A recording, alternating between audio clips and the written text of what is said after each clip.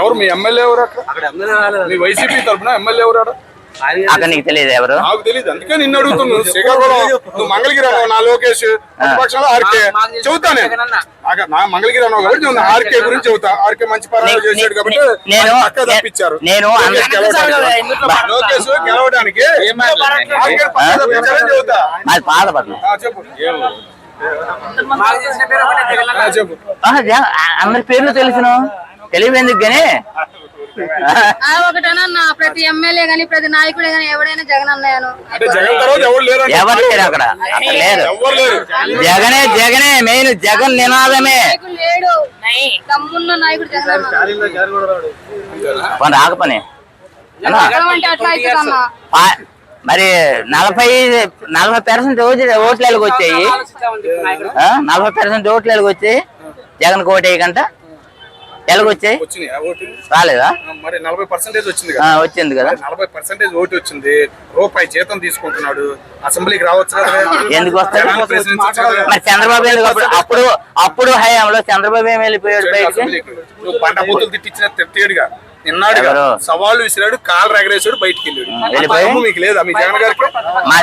మా జగను మీలా కాదు, వస్తే ఎదిరిస్తాడు, అదిరిస్తాడు, అసెంబ్లీకి వస్తాడు. 2029లో నువ్వు చూసుకో. కూర్చున్నాడు కాబట్టి రావట్లేదు అంటున్నారు. నిజమేనా? ఎవరు? కూర్చున్నాడు కాబట్టి రాలేకపోతున్నాడు అంటున్నారు.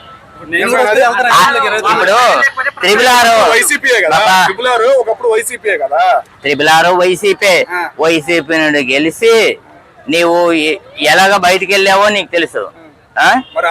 చిత్రహింసలు పడ్డానని చెప్పేసి లేనిపోయిన కబుర్లు, గాలి కబుర్లు చెప్పి లాస్ట్ టీడీపీ చెంతను చేరి ఈ వేళ నీది ఒక స్థాయిలో ఉన్నావు. మళ్ళీ రెండో పొజిషన్ లో నువ్వు రావాలి కదా.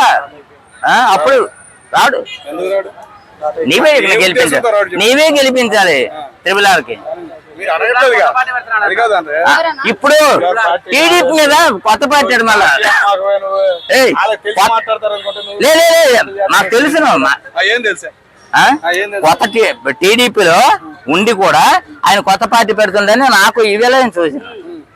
నీ జీవితాన్ని ఎప్పుడు గానీ కాంగ్రెస్ తో పొత్తు, బీజేపీతో పొత్తు, నీ బతుకు పొత్తు సంవత్సరాలు చెప్పండి. ఇప్పుడు పవన్ తో పొత్తు, మా జగన్ ఎవరితో పొత్తు?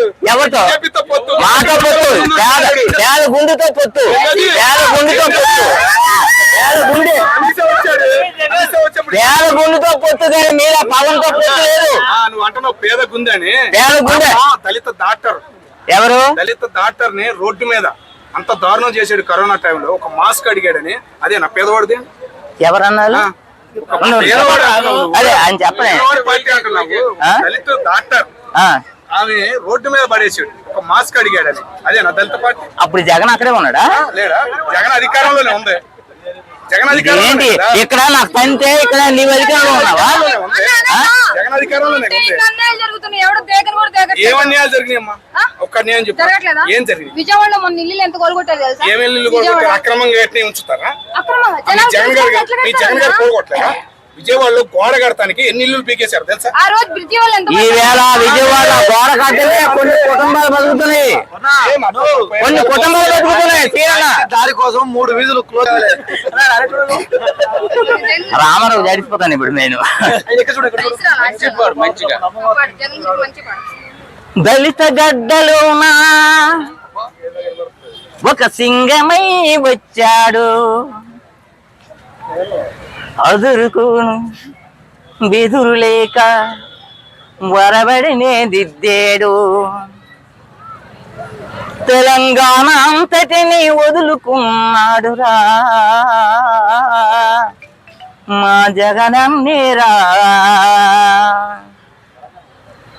ఆంధ్రాలోన వచ్చాడు, పగ వేసి కూచుండు, ఎన్నడు లేని రాష్ట్ర భవిష్యత్తును దించాడు. కులం పేరుతో రూపాయి కూడబెట్టుకున్నారు, విద్వాంసుల ఆస్తులతో విచ్చలవిడిగా తిరిగేసి ఎర్రమనాయుడు లాంటి కొడుకుని దించాడు. నీకిస్తాను, అక్కడ టీడీపీ కోసం నీకే ఇస్తాను. మరి వదలకు. ప్రతి పాట లైవ్ పెట్టుకో ఏమో పోయిందేమో. ఒక పాట ఒక బాట మా జగనన్న నినాదమే ఒకటే బాట ఒకటే పాట